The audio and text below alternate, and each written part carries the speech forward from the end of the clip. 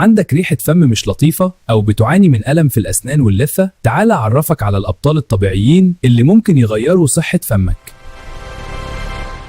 استنى بس، أنا جاي. أنا حبة القرنفل محارب ألم الأسنان.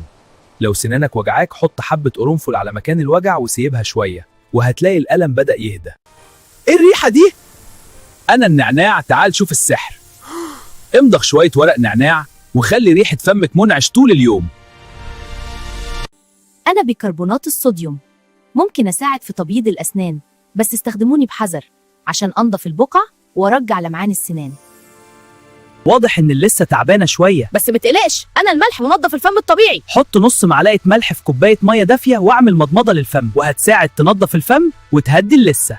وأنا تفاحة. لو عجبتكم فيديوهاتي ما تنسوش تشتركوا في القناة واستنوني كل يوم في فيديو جديد.